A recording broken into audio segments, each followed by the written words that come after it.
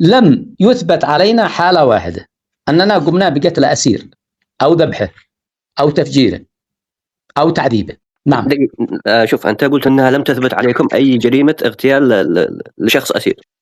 طيب نعم. شوف، حميد القشيبي قلت بعد ما تم أسره، هذا الموضوع يعني معروف وموثق. عندك الموضوع الثاني، الشهيد عارف الزوكة رحمه الله تعالى قتل بعد ما تم نقله إلى المستشفى. فكيف تقول إنه ما فيش ولا عملية قتل؟ غير صحيح. شوف يا أخي شيخ طارق، شوف هذا الكلام غير صحيح. قلنا فيها قالوا بعد عرفوا هو مشلول ما بنقدر يمشي الحال. بدو في الجنة يا أخي خلينا هو بزادي قتلوه يعني 100% انه هو 1000% خلينا بزادي بيت بس انه كيف ويدرس هذا عارف له وصلتم دنا بدو ولا بس يا حبيبي خلينا بزادي والله ما حكون عليك.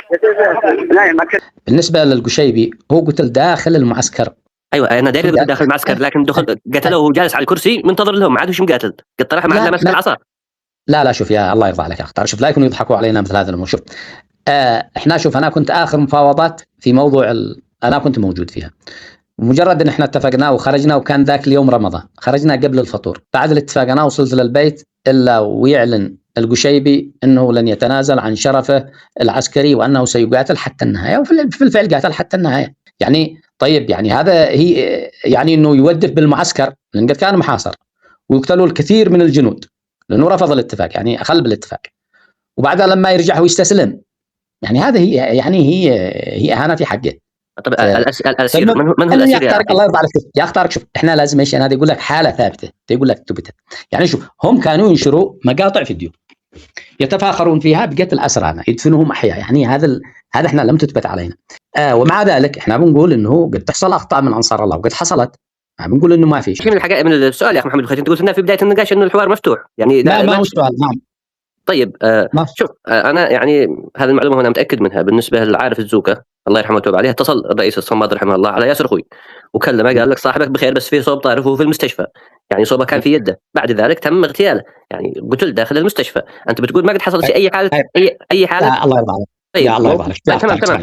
يا طارق اسمع، شوف انت عارف ان اخوك ياسر، اسمع انت عارف ان اخوك ياسر كنا احنا في وقت من الاوقات في حاله خصومه، فيعني ما يصلح شهادته.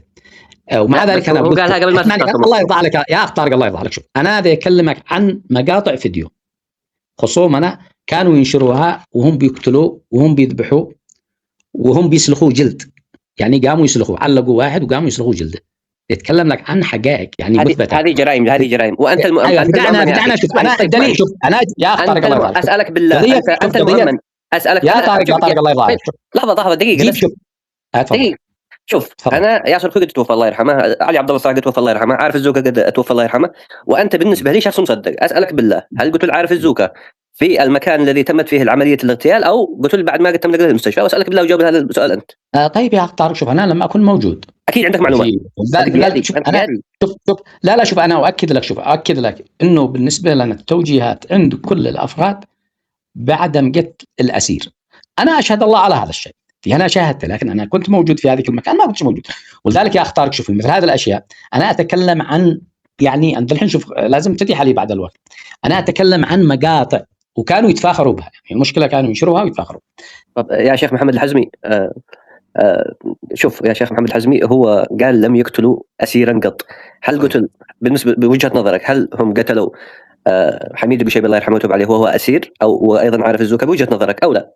وهل في حالات أخرى يعني قتلوا أسرى ولا لا؟ وأنتم أيضا أنتم بتقتلوا أسرى ولا لا؟ لحظة شوف محمد البخيتي إذا وجد نفسه في مأزق أسهل حاجة يقول لك أبدا. يعني أنت الآن تقول له حميد القشيبي، اللجان اللي كانت متوسط والكذا واللي توسطت وهذا أثبتت، ويرجعوا للمقاطع في النت، أثبتت وشهادتهم أن الرجل كان منتظر للجنة، قالوا لهم انتظروا خلاص بيجوا لجنة يخرجوكم، وجلسوا منتظر اللجنة. وبن حميد القشيبي يتكلم بهذا آخر لقاء مع بن حميد القشيبي نفسه. بالنسبة لعارف الزوكة أمر واضح للعيان يشهد به الشعب اليمني كله أنه أصيب بيده وبعد تخلصوا منه. أمين الرجوي أخذوا مختطف وتخلصوا منه. السياسي محمد قحطان الذي ما دخل معهم في معركة، وأيضا أمين الرجوي هو سياسي بس دائرة سياسية في محافظة إب، وأخذوا وانتهى ما رجعوا إلا قالوا من صدره منزل.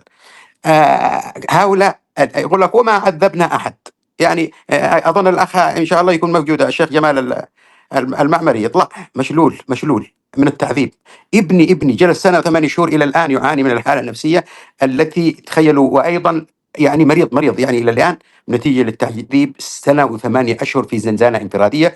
وقد تكلمت مع محمد البخيتي بهذا الأمر وقال هذا سنتحقق، ما هو هذا زمان طبعا. فشوف يقول لك احنا ما عذبنا، بعدين يقول لك هؤلاء كانوا يخلصوا، هؤلاء من هم؟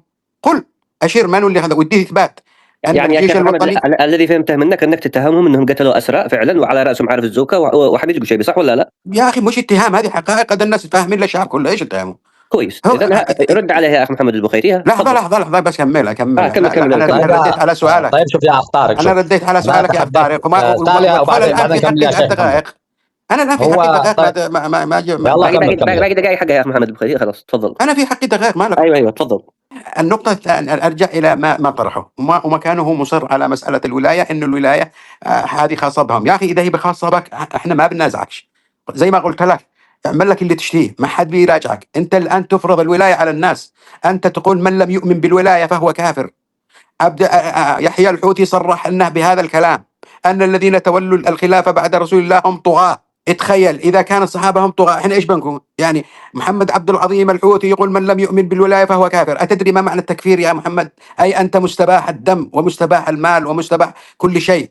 هذه الكارثة، هذه المشكلة التي بيننا وبينكم.